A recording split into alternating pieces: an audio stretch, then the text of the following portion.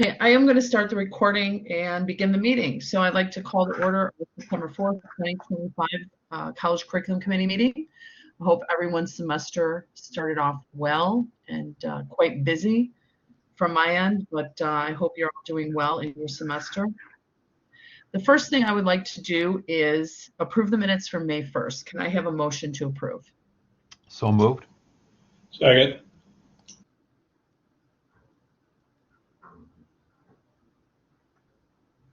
I don't know if I can hear anyone.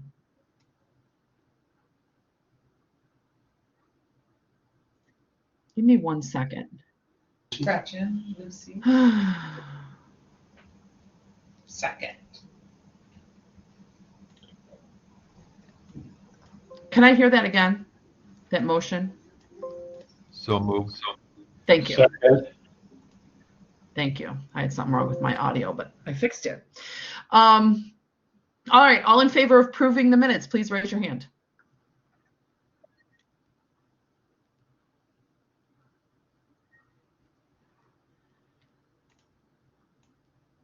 Okay, we're good.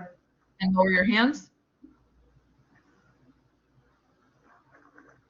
And any opposed? All right, thank you. The minutes have passed. I do want to share my screen for one moment. And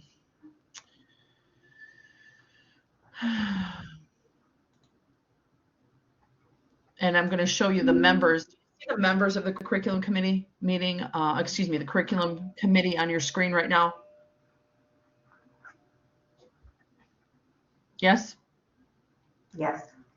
Okay. I don't understand what you're asking. No, I just want to make sure you can see the screen. You see all of the yes, names yes, of the individuals who are on the committee. Okay. So this being stated, I'm doing this for two reasons. Number one, these are the voting members that you see on your screen right now. There's 12 faculty positions, 5 administrative positions. So those are the individuals that will be voting.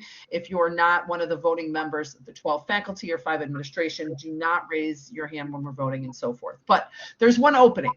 So we do have 4 slots for career faculty, and we have 1 opening.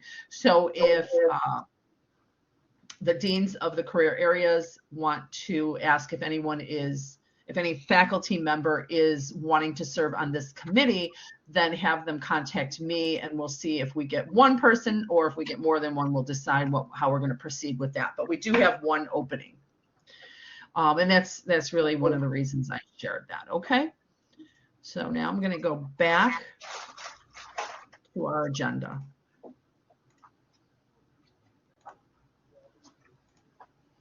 All right, we're going to start with our new items.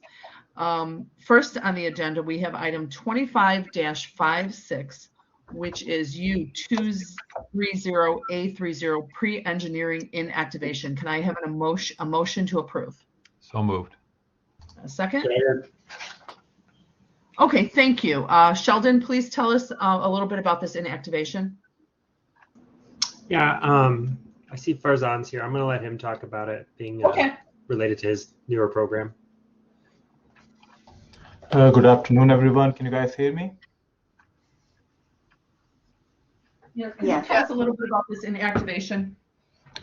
Yes. So we now have a new program in place, which is Associate of Engineering Science. It's optimized for engineering students. It enables like a 2+2 arrangement, so students can finish enough of their engineering courses while being here at Triton. So we reduce some of the gen ed courses, and they'll be able to take their what we call elective courses here at Triton, but all those elective courses are foundation engineering courses in different engineering majors. So it will allow them, once they transfer to a 4-year institute, they'll be able to finish their bachelor's degrees in less time. The same program plan of study is also the foundation of our bridge program with the University of Illinois Urbana-Champaign. So we want all of our students to follow that degrees, and that's why we're trying to inactivate this older associate's degree, and it's getting replaced by the AES degree. Okay, thank you. Does anybody have any questions on this? I'll just take a moment then to talk about the process of inactivation. So at first, the item is brought to the curriculum committee. We're voting on the inactivation of that. And then after that time period, the faculty, the department chair will contact research to make sure that they have a list of any active students still listed in that program. Then it's needed that those students are contacted with the information saying that this is going away, and that they have another option, which is the newer engineering degree that you're speaking of. So the students need to be made aware of that. Once we know all the active students are cleared out of the inactive program, then the item will be brought back to curriculum for withdrawal or deletion. I'm sorry. And at that point in time also, once this is voted on today and it becomes inactivated, no new students will be able to enter once the program is inactive. And we'll talk a minute more about, we do have some inactive programs at Triton right now that we're working on trying to clear those out of active students and then sunsetting the program, and then they would have to be brought back for a deletion. Any comments or questions on this particular item? All right, all in favor of inactivating U230A30 engineering AS emphasis, please raise your hand.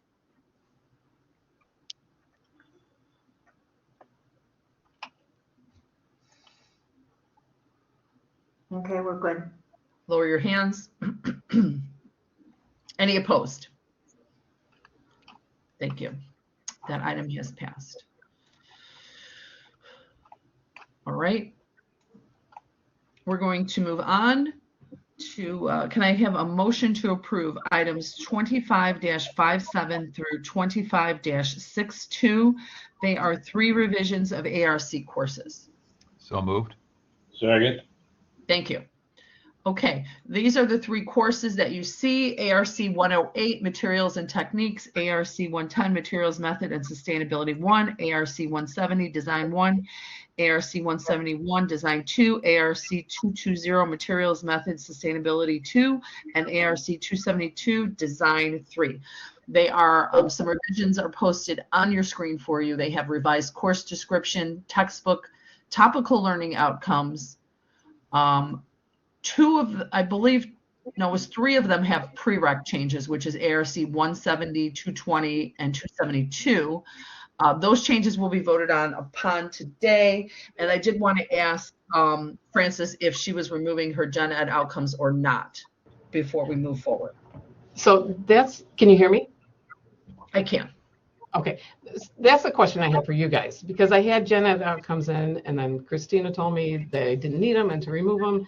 And I don't know what the direction is from the assessment committee, if we want to keep them in or not. I had revised them slightly and then was told to remove them. So what is the general consensus?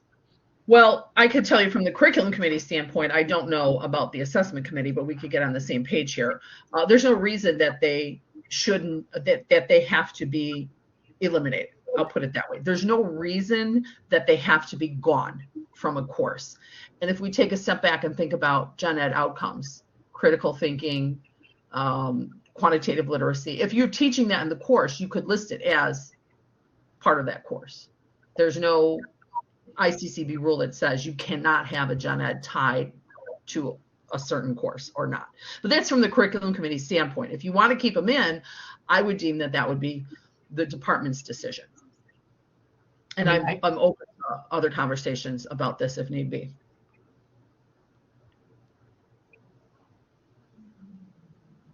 I don't understand what Antigone means by the. Antigone, can you, I don't know if your speaker's on, can you elaborate? What I wanted to say was a lot of the gen ed outcomes, if we look at them in their truest sense, they're ubiquitous. They're in everything. I may have typed the word wrong. I think I spelled it right. Anyways, when you're thinking about critical thinking, that's natural to what Francis does, just like it's natural to what we do in engineering tech. When we're thinking about some of these gen eds, they're not just gen eds. They really are also ours. Well, I can't imagine, of course, not teaching critical thinking. I have a hard time wrapping my mind around that. So that's what I'm saying. If it's taught in the class, I feel free. I feel as if you have the ability to click that button and say, yeah, we do teach that. Michael? Sorry, after the first meeting, I was like, where are these buttons again? Yeah, so I just want to point out that that is more assessment than it is for curriculum, really. Although curriculum has to check it and all that to make sure it's done. But what I always just tell people is keep in mind, if you put a check by that outcome, you're going to have to do an assessment for it. So, okay, you have it. Can you assess it in your course? And if you can, great. If you can't, you probably shouldn't check it. So, like I'm never going to put anything about math in any of mine, but I'm going to put critical thinking in all of mine because we've got the focus with us. So I think that's, to me, I never really question it beyond that. I think it's up to the chair for me personally, as long as the chair understands that, hey, when the assessment comes to you, you are going to have to do an assessment for everything you've clicked, everything you've checked. Okay, thank you. Sue? Julie, go ahead. Go ahead, Christina. So Julian, what I was telling Francis is that what we used to do before I arrived is we used to put all the gen ed learning outcomes in all of the courses, but since we're no longer assessing those in architecture and we're no longer assessing those in construction, I did tell her that she could remove them because we're no longer assessing those in those specific courses. So I didn't think it really necessarily needed to be on there because it does show up in the syllabus when the students get the master syllabus. Okay. Thank you. All right. I want to, somebody's background noise is kind of interfering. So if you could put it on mute unless you're talking. All right. I want to hear what Sue has to say and then we'll get back to that. Thank you. So I'm going to piggyback on what Michael said as well as Christina. If you are checking off something like critical thinking, we would expect all college classes to have some critical thinking in them. But if you're checking it off, you're actually doing something in the class that is going to assess that. You have an assignment that is specifically for critical thinking. But because it's a CTE course, we're not doing the gen eds anymore at this point in time. You don't need to check those off. So I think that's in line with what Christina just said as well. Does that help you, Francis? So I did have them on, then I took them off. So just leave them off. I mean, we do critical thinking, as Antigone said, every single day, because that's what architecture is. It's critical thinking and global learning. And those were the two main things I had checked. And we assess them all the time in our projects. But I don't want to be added on to another assessment through the major college if I check them, but they are part of the course. Right. So in the CTE area, you're a program, and so we're not doing the gen eds. The gen eds are focused over in the arts and science area. It's not taking away that you're not doing critical thinking in your class, but we're not assessing a gen ed of critical thinking in the CTE areas. Right. So if she wanted to leave them, she could, to alert the students that you will be doing critical thinking in this class and you're expected to learn critical thinking in this class. So the students could be alerted if that remains checked, with the understanding that she does not have to do the assessment because it's a career program. I guess I would put that in another place in my syllabus, not checking off. In this course, you will complete the general education outcomes of math literacy, critical thinking. I wouldn't put all those. I would just say somewhere in my syllabus, I would say in the course of this class, it is expected that students will practice critical thinking. I wouldn't check it off. I wouldn't copy what we have on our syllabi formatting and put that onto your, in the assessment formatting, I would not put that onto your syllabus. Did I totally confuse you now, Francis? So you're saying that everybody who's in a career program should remove general education outcomes. Yes. Okay, that's all I want. I just want to be clear that, because every time I update, I will do that. Right. So only arts and science areas would be checking off gen eds. Okay. You would be checking off, you're doing program evaluation, which is different. Right. Okay. All right. So I took them off earlier this week, so I will leave it as is then. Let's not have you put them back on again. Yep. I like And that being the case, if you want to make students aware that you are teaching one or more of these gen ed outcomes, I feel as if you can still put that in your syllabus so that they're aware of that. If this is just a systematic thing with the box on watermark or whatever we're moving to that alerts people to assessment purposes, I understand that. But I also feel it's necessary to tell the students these skills up front in the course so that they understand what they are and how they're being developed. So you could still put them.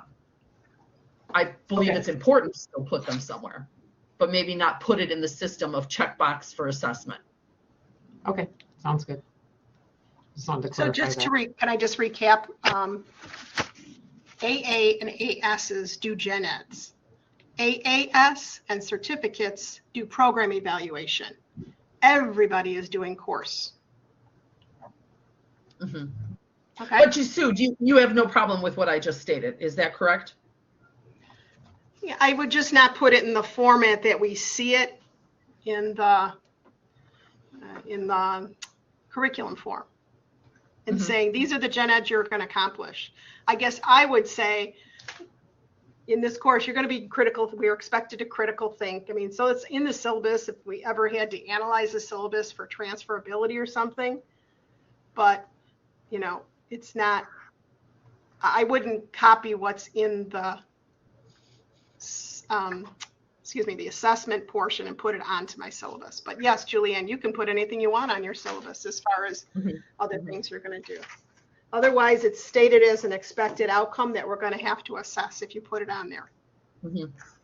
Yeah, I mean, mine was called for an assessment. She doesn't want to do any more work, and I don't want Frances to do any more work than she has to. Mine was called, none of my classes are gen ed courses. But anyway, to make a long story short, one of mine was called for global learning. And I think that that's what raised the flag for some people to say, well, do I really teach this or not? Right.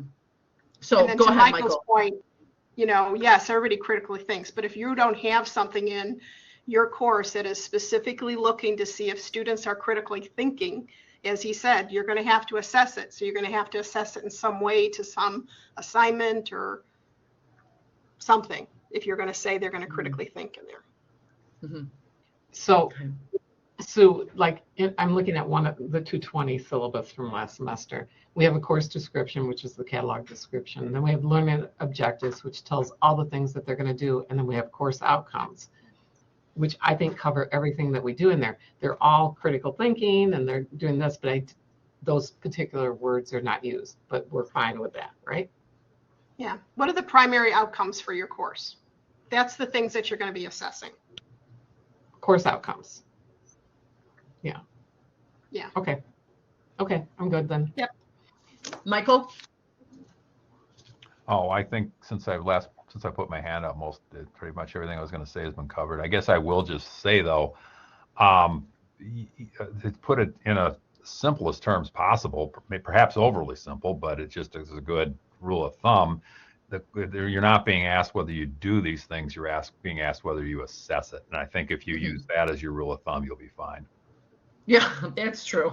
And I wanted to touch on the fact that there are some courses that are both AS and career courses, like I know several of mine are. So I feel as if the faculty need to discuss that in their departments and determine if the course fits in more than one area, you know, whether they want to keep those gen ed on there or not. So your options would be keep them on there, potentially get assessed on it, or remove the checkbox and just tell the students on the syllabus that they're being, you're still doing a gen ed. Antigone, I did not see what you wrote. We do assess it in context. Okay. I mean, if you assess it and you want to be called for, I think that's where we're headed. If you want to be called for an assessment report, then keep the checkbox. If you don't want to be called for an assessment report, remove the checkbox. Which I'm not a big fan of assessment running curriculums. You know, curriculum should really drive the assessment. Correct. I agree with you on that last statement. What I was trying to say is, what I'm hearing is a specific, from a scientific method, you have a specific assignment that is assessed against that outcome. Whereas in our case, that's why I said it was ubiquitous, because that's what we're all about. Mm-hmm. So the entire course is really a critical thinking course. It's not about one assignment or one project. So I get what's being said, and that's fine with me. I'm happy to make only one thing assessed, to be honest, in the grand scheme of things. But am I correct in saying that's the AAS that do program evaluations only, no gen ed assessments, and the other statement about AAAS and AAS all do course evaluations? Every faculty member does course assignment, course evaluations or assessments. AAAS do the gen eds. AAS certificates do program. This was decided so that everybody wasn't doing everything. We were trying to divide the workload so that you are either doing a gen ed or a program. You are never doing them both. Mm-hmm. I know. So, did somebody else have their hand up? I hope this guides the faculty in determining whether they want to keep the box checked or not checked. But like Michael said, it's about whether you want to do an assessment report or not. That checkbox. Whether or not you claim that it has it on your syllabus is entirely up to the faculty. All right. So we are going to get back to these 6 items. Francis, if you are ready to go, can you tell us a little bit about the revisions of these 6 courses? Sure. Most of them were updating textbooks that, had new editions coming out. We did change ARC 108 was previously written to have a hands-on component, and we changed that to a drawing and a classroom component. ARC 110 Materials, Method, and Sustainability, and ARC 220, those courses are geared towards what I have in a master plan of meeting an Energy Star certificate for our program through the Department of Energy, if this still exists. That was looking at the syllabi and certain things in the syllabi, such as mentioning passive house. And so it's a lot of technical language that was changed, not necessarily what we did in the class. The ARC 220 previously did not have AutoCAD as a prereq, and it now does because they have to do their drawings in AutoCAD. And when I was advising people, I put them on the correct path, but I wasn't always the person advising them, and so we'd have people show up that were not equipped to do the class. And then the same with Design 1, I added AutoCAD as a prereq, just that wasn't in there before. It was just assumed because it was along the same pathway. So mainly it was small updates and updates to the curriculum, and we've moved away in the energy conservation from what used to be called LEED to what's now called a passive house, which is a different, a more current form that people are heading towards in design. So those course learning outcomes were changed to address that. Mm-hmm. Okay. Does anyone have comments or questions for Francis? Okay, then we'll take the vote. All in favor of approving items 25-57 through 25-62, 6 course revisions of ARC, please raise your hand.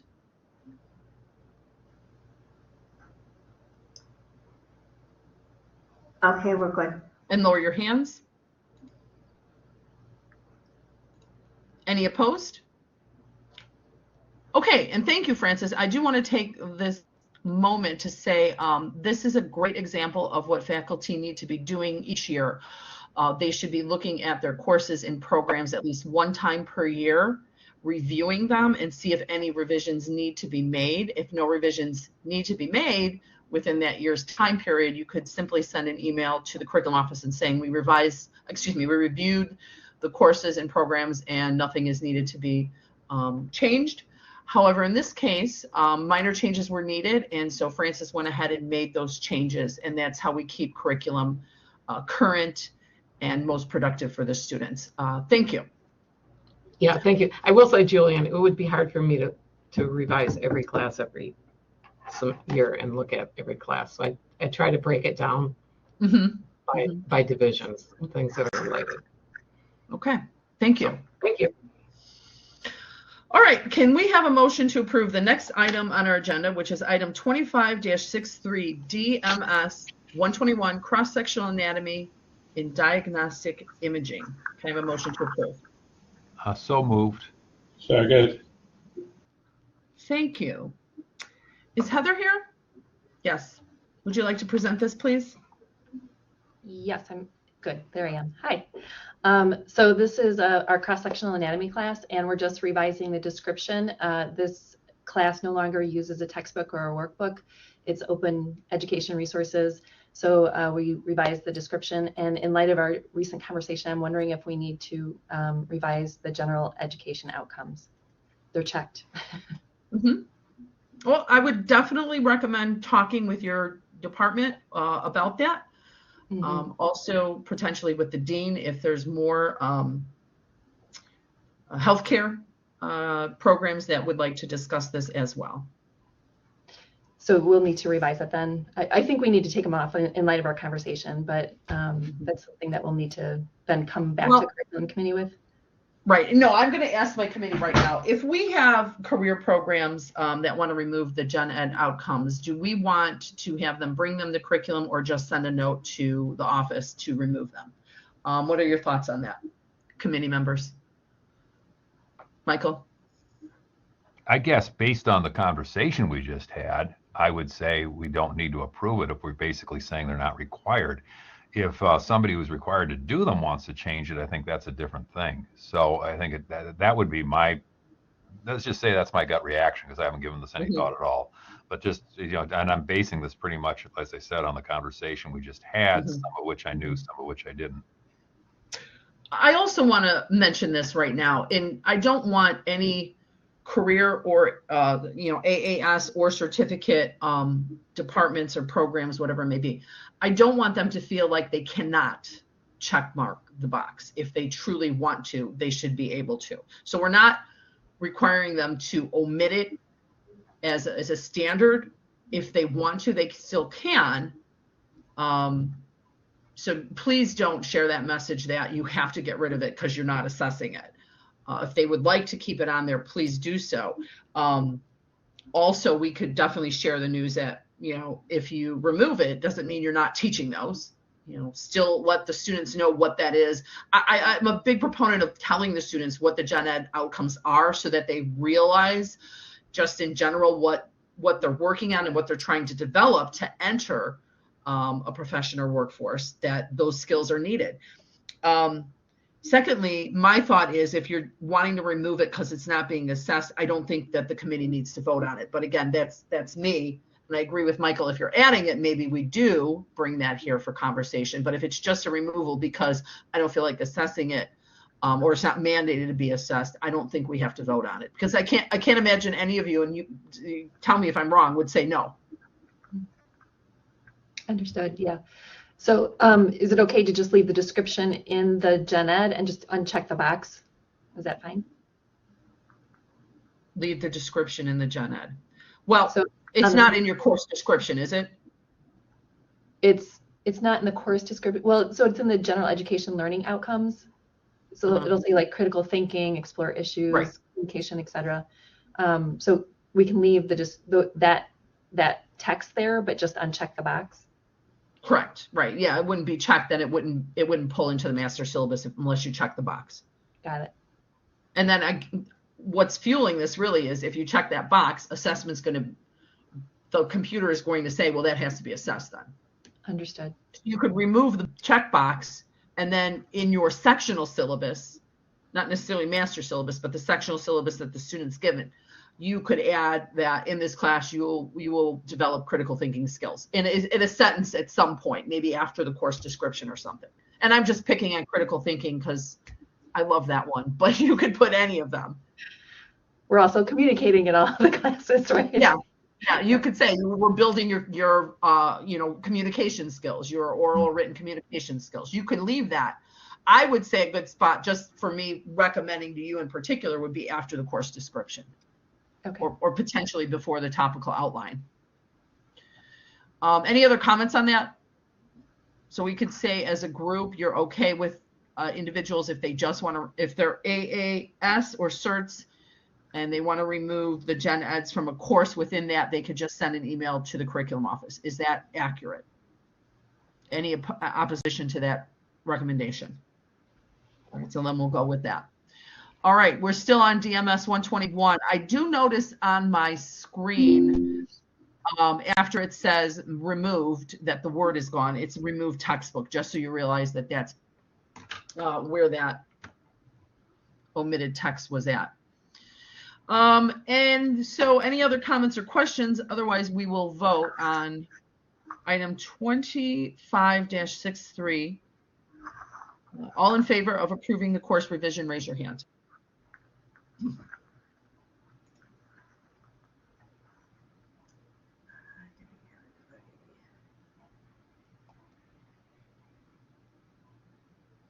Yes, we're okay. Okay, lower your hands. Any opposed? Thank you. We have one more item to vote on. Can I have a motion to approve item 25-64? And this is a course revision of PHY 100 General Physics. Can I have a motion to approve? So moved. Second. Thank you. Sheldon, this is a revision of General Physics, revised topics, topical learning outcome, and topical hours. Could you present on that, please? Is Sheldon still here? This was a change that started by IAI, but I will defer to Farzan again for doing this revision. Okay, I'm sorry, Farzan. I'm sorry, on the agenda it does say Sheldon, but Yeah, go ahead, Farzan. That's fine. We worked together and I approved it, but he can answer the questions better. So we added labs. We updated all our lab equipment. We added these labs, and since we had more labs, we had to adjust the contact hours for the labs to make sure we still have the same number of topical learning outcomes, and all of those things had to be updated. And then this will go to II and get approved. So all those changes were made, and that's how we're submitting it. Okay. So these revisions were driven by the IAI, and we were resubmitting for that. Any other comments or questions? All in favor of the course revision of item 25-64, the revision of General Physics, please raise your hand.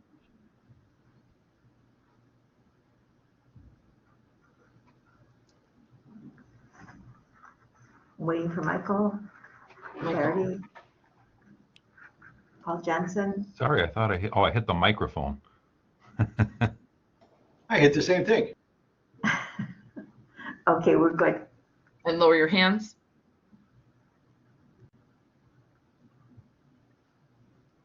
Any opposed? Okay, that item has passed. Thank you very much. We have a few other items here. I'm just going to start with the dates and deadlines you see on my screen right now. Please get them in by the deadline. We cannot have the curriculum committee members voting on items that are rushed or that are not reviewed properly. So for the next meeting, which will be October 2nd, the deadline is September 8th. Think of it this way: a few days after the curriculum committee is the next deadline for the following month. It's always that way. So you only have a few days after that to get it in for the next month. Don't pressure the members to read something the night before the curriculum committee meeting. We had a couple of instances for the years that I've been doing this where somebody said, I have to get this in because it's not going to be II approved or whatever approved in time, but you can't do that to the committee members because everyone is very busy. So please, deans, tell your faculty to get them in by the deadlines. It's always okay to say, like, if it's not a rushed item, just keep it ongoing. If there's a submission for curriculum, you can send to Susie, whatever the next meeting is, please have this on the agenda. So there's never a time where you cannot send items, but we're going to have to try to really stick to these deadlines. So after September 8th, I'm going to see what's on the agenda, and I'm going to alert the committee and the technical review committee that that's what we're reviewing for October. And I don't want to be accepting anything. And if I have to be the person to say no, I will, but I don't want to be accepting anything, right before that meeting for a vote. It's just not good to push things through without thorough review. Also, I wanted to show one other item. I'm going to share my screen. So many things going on here.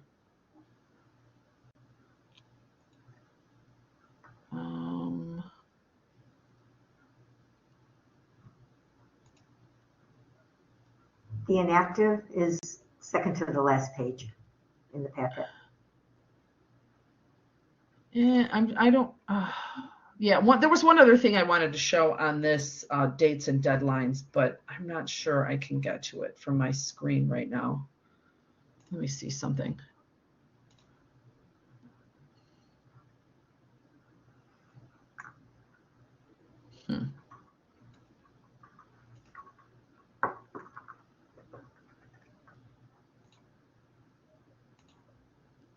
I think I got it. Hold on. Yeah, this is what I wanted to show you guys. This is a chart that is in the dates and deadlines.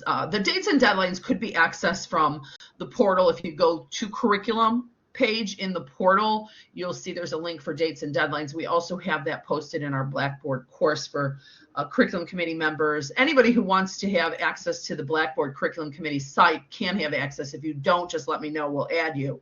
But again, I tried to add all the curriculum committee members, all the technical review committee members, all the department chairs, the deans. But so there's a site, and this is attached to the dates and deadlines for reference. It's also in the packet right now. So what you see on your screen right now is, if you do see on the left-hand side, it says a course, and then we've got new, revised, delete, or reactivate. If it's a new course and you submit that, look at the second column, in the fall, then that new course would be effective in the summer.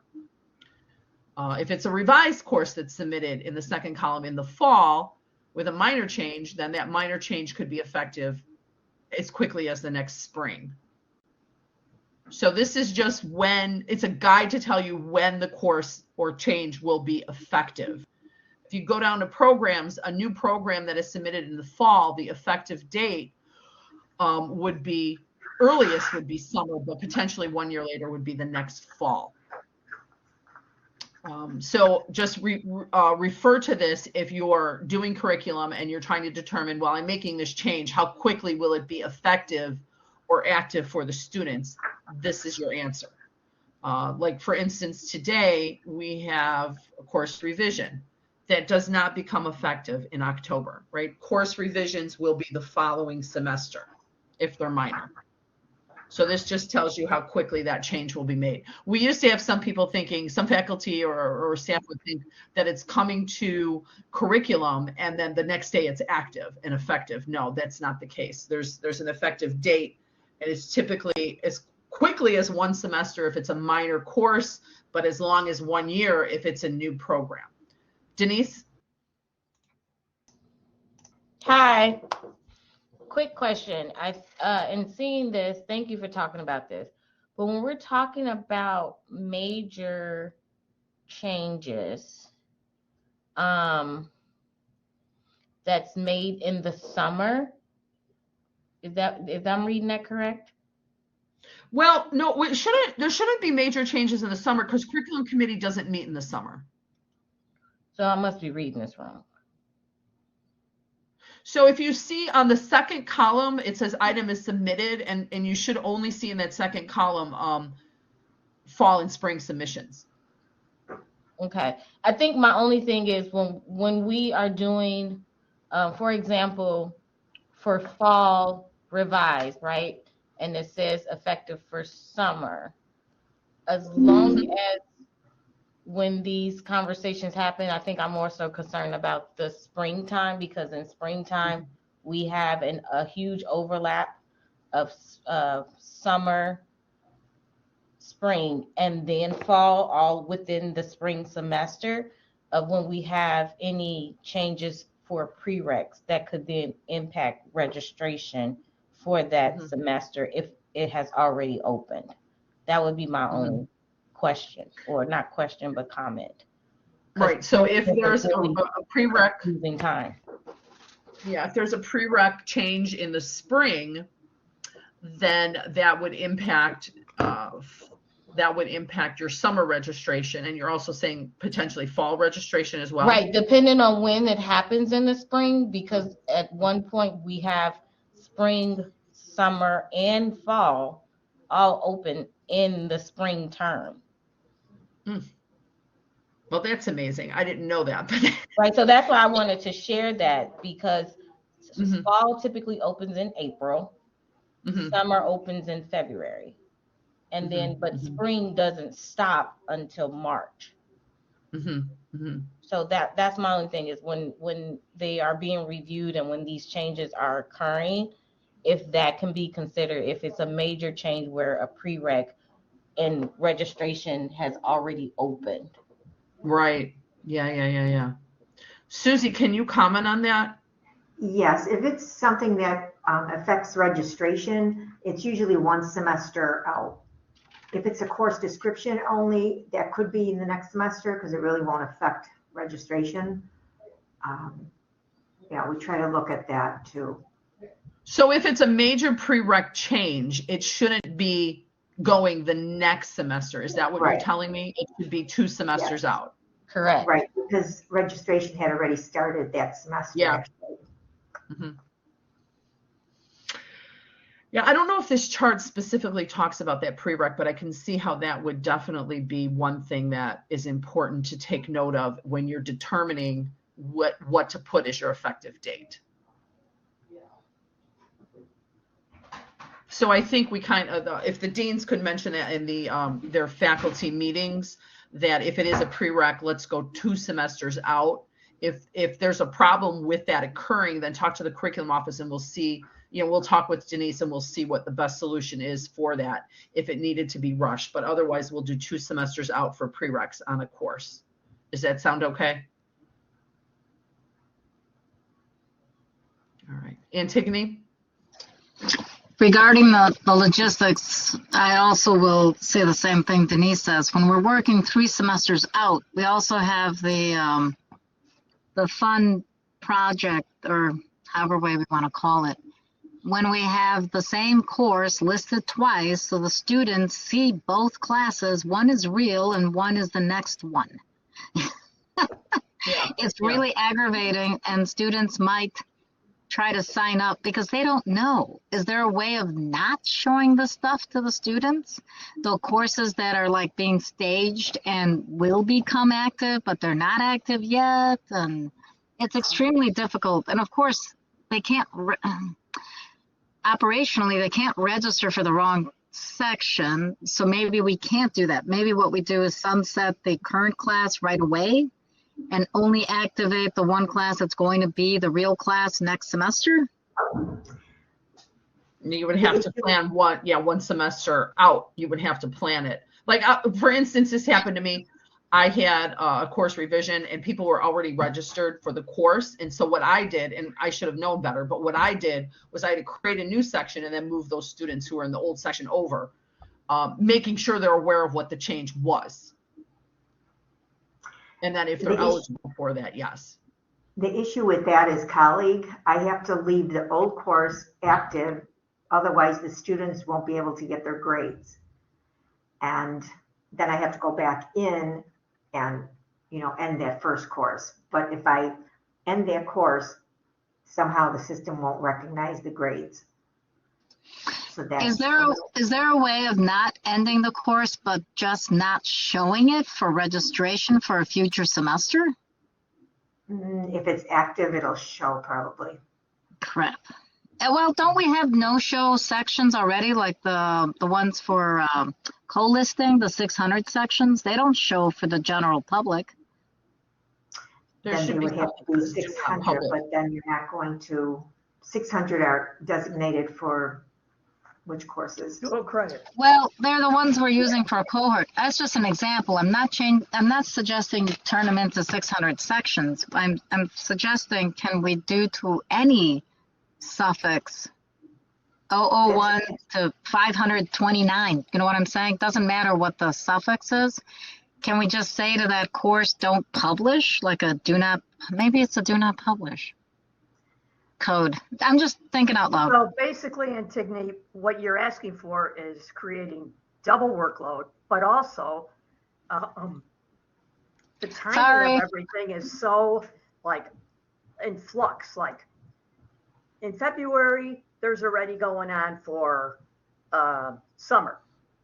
April, all the classes and everything are already in.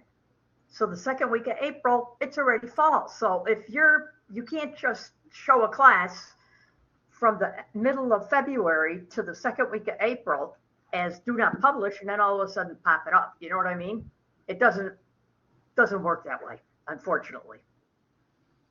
Well, we do that anyways. We have classes that we put on the books that we say don't publish because we're staging them, meaning we want to herd Do not publish is different than do not publish would be a select group of students. For example, 800 sections, 600 sections, 925, 926, certain sections that are in maybe a cohort or FET, but it's just, it would be kind of challenging to do that, plus double work, basically. Because whatever Susie puts in, then she's got to remember to go in and put it back on. So one day it'll be there, the next day, Susie's not here. Let's say Susie took a vacation. All of a sudden now the student can't see that new fall class with the prereq. So what the student needs to be aware of is the start date of the course, because it does show the start date. Gotcha. Yes. Mm-hmm. Okay. All right, and I do want, and we're going to wrap this discussion up, but I do want everyone to take note of, and maybe we'll put this somewhere in that chart where it says if it's a major change of a prereq, it should be 2 semesters out, unless there's some extenuating circumstance that we could do that on an individual basis. So I think that's one good point we came out of this discussion with. All right, we are going to then move on to our next item. Other item, which would be inactive programs. For inactive programs, they are in your packet. I know it may be very hard to see the small print that you have right in front of you right now, but these are the programs that were made inactive and are not allowing new students in. However, they've not been deleted from the college. So we ask always at the first meeting that the faculty members will review these inactive programs and do some work on them. Your options are to reactivate them if it's a viable program, and that would be in discussion with all the faculty members in the department and the dean, or to make sure all active students are cleared out with the help of the research department, that all active students are told options if this is going away, and then you would bring that back to the curriculum committee for another vote on deleting it from the college. Once it's deleted from the college, no one can finish it. So you've got to make sure no student is still trying to get this. Do you have any comments on this or questions? Denise? My only thing with that for you to add, in addition, some of those were, I think we have to understand why they may have become inactive or requesting for deletion, because it wasn't an actual program. So if it's not an actual degree or certificate program, in whatever way it was, I know we had some concerns about some of the CIS things because they were not actual programs that could then receive funding because it was not considered a program. Does that make sense? Was- It probably don't. Yeah, was that under a degree and it was just kind of like a concentration of a particular degree? Yeah, it was kind of like a pseudo type thing, but it was something with it where it was not eligible because it did not meet all of the criteria of something that was fully can be awarded. I'm not saying everything that's highlighted right here. I'm just saying I know that was a concern that was brought up. I'm going to have Susie comment on that before Paul. I'm sorry, I'm putting her up there because I think she was telling me this right before the meeting. I think she could clarify something for us. Yes, some of these were for degree audit purposes. A concentration was given a different mnemonic than a program, but in past years that was okay with the financial aid because it was actually it was an extension of that same certificate or degree that concentration was under, and it was financial aid did allow it, but now they're saying that it doesn't because it doesn't have an ICCB code. It's not separately approved by the ICCB.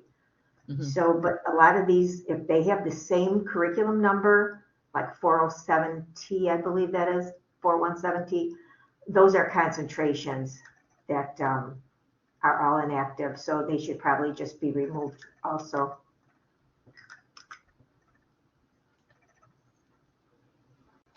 Okay, Paul? Well, I have nothing more to add. That was said much more nicely than I would have said it. Okay, great. So if this is in the packet, so if you see that you're in a department that has one of these inactive programs, if you could just do some work on that and determine why it's still inactive and if we should delete it, or if the deans could share that with the faculty members to review so that we could get rid of the programs we do not have at the college any longer, making sure the students were taken care of that were active at one point. So that's all I really have about the inactive. I believe, oh, we have one more item, one more other item before we finish today. I'm going to share my screen. I'm sorry, I have to share a screen in two different places because they're two different files.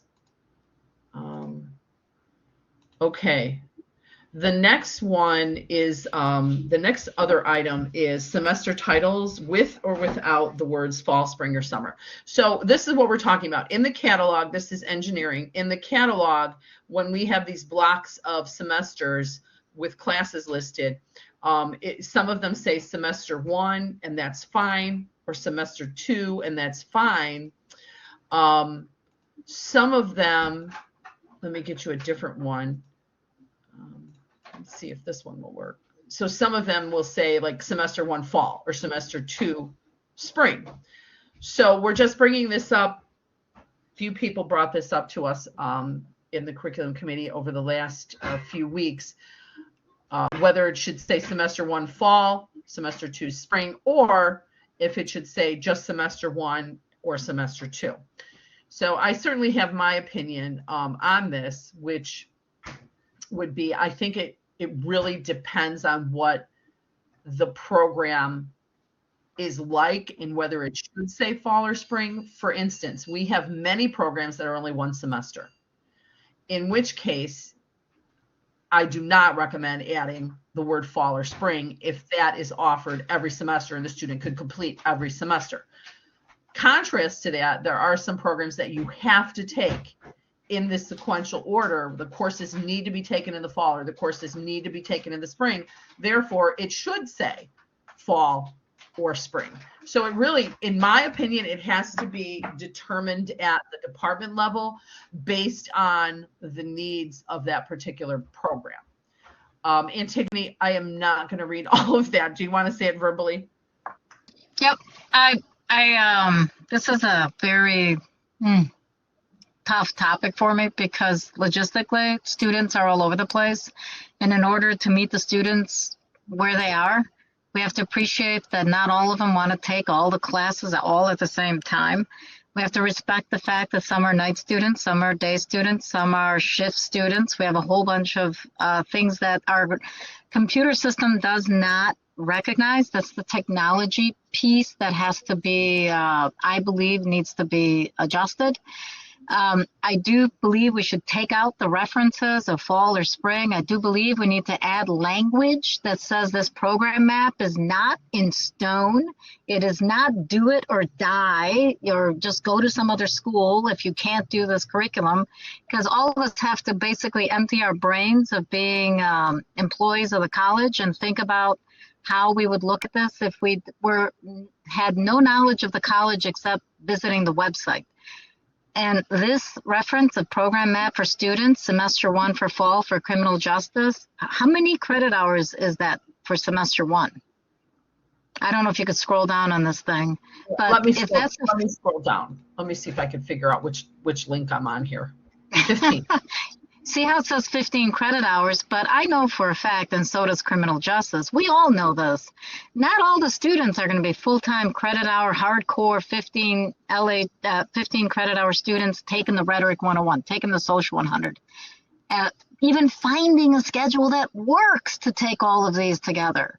We got to be sensitive to the fact that our presentation to the outside world does not match the reality of what a person really can enroll in when they're sitting figuring this out with either an academic advisor or one of us who actually works the open registration season and has to spend a good maybe 45 minutes figuring out a schedule that the student can actually take.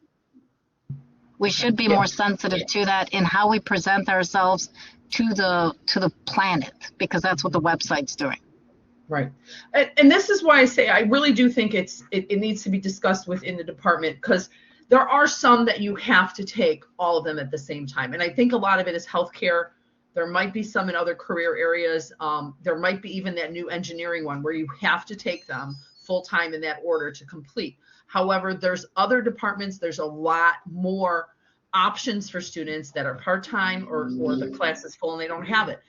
We talked about this in committee meetings in the past where you could potentially put a note where it says next steps, and you can see that on your screen right now, meet with your academic advisor. You could put a note. You do not have to take these all at the same time. This is just an example. That's one option.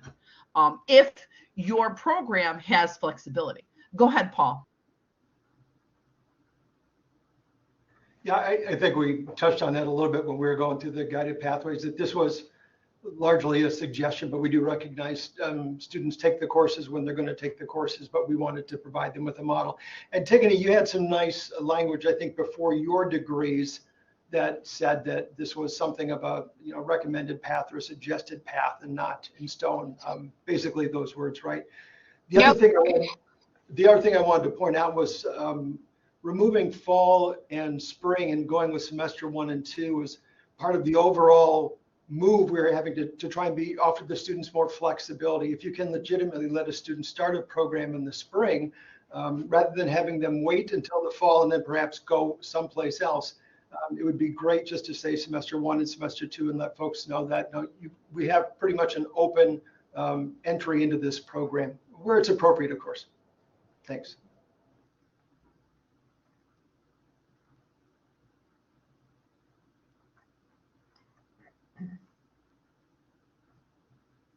I'm sorry, my microphone was off. Sue, and I just wanted to mention real quick, Sue, I put what Antigone has on her. It says courses may be taken out of sequence to accommodate your schedule. Go ahead, Sue. So 75% of the campus is part-time. And so the chances of them completing 15 in one semester is a nice pipe dream, but I don't think most of our students do that. I would rather it be semester 1, 2, so they know that there's a sequence of those courses. If there is a possibility of putting a note that this course is only offered in the fall, or, that's usually, I think, or only offered in the spring, that's usually the stumbling block that make people have to stick around here longer because the courses are not offered. But to Paul's point, and I think even Antigone as well, our students are coming in and out at a variety of time, and to think that we're only in fall and spring, I think we've got to move beyond that, because that's not servicing our students that we're seeing walking in our door at this point in time. Okay, Michael? Yeah, I think the pathways are I was on college council when this was all developed, and I think the pathways are being used in ways they were never supposed to. I mean, they were always supposed to be a guide. They never were supposed to be in stone. I know when I'm working with students, I never even consider that you have to take these courses this semester because it says semester 1. I just say you have to take these courses, and of course I work with all full-time students. So that's exactly a ticket. I think that was never the intention. I think there was just not the follow-up there. So maybe we need one. And some courses I'm always going to put in anytime I do this. I mean, if you're required to take calculus and you're not even tested into pre-calculus, or required to take Rep 102 and you're not even tested into Rep 101, maybe don't wait till your last semester to take those courses, because you're not going to be made an exception for. So I think that has to be watched too, more with part-time students than with full-time students, who are probably going to take all those courses, if they're taking a full load. But I remember there was even talk of doing something for part-time. I don't think you could ever do part-time the way that full-time, where it's just this semester you take this, but something to break that up. And I do think that I think it can be a problem with pathways. And we've talked about this in our department. We're afraid with our electives that people are saying, well, it's not on your pathway, so don't take it. Well, sometimes maybe they want a different elective for their humanities, whatever it is. That was, again, never supposed to be, except with courses that are required by the discipline, was never supposed to be quite as in rock as I think it's being taken here. So maybe that is something that needs to be reviewed. In fact, I would say it probably is something that needs to be reviewed. And the attempt, the committee did a great job to start it out. I just don't think that was ever intended to be the end, and it kind of became the end. Antigone? Okay, I was starting to type it out, but here it goes. What's really happening is what you're seeing on the website is being taken as in stone. What's worse, and this is the part that's causing a lot of us in a lot of department areas a lot of issues, is that the program, what's it called? The inside the students portal, when they have their courses put in, I forgot what it's called right now. Their scheduling tool. The planning tool. Yep, the program plan. Well, here's what's happening. The program plan, and this is for no fault of anybody. We just have to think about the human aspect of what we're doing here. When we give someone a plan, which we are, let's be honest, and they're literally self-managing, okay? They're taking what's on the website and putting it in their program plan. So for example, in our semester, this semester, we had a crazy amount of students trying to take AutoCAD, and they all shoved to the one section available at night because it's showing on the program map as a fall class. When the student can really take a fall or spring. I mean, they're literally taking what's on the website and putting it into their program map.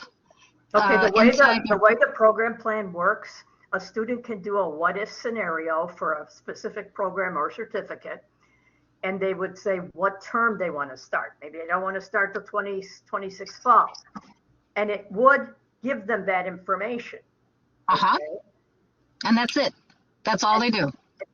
Right, but they're not like copying and pasting it into their program plan goes like that. But what I'm saying is, whether or not the student wants to take, and the program plans are technical because they're created in colleague. They have to have certain things. Sometimes you need a summer, C advisor, or sometimes there's certain restrictions. So the program plans are complex.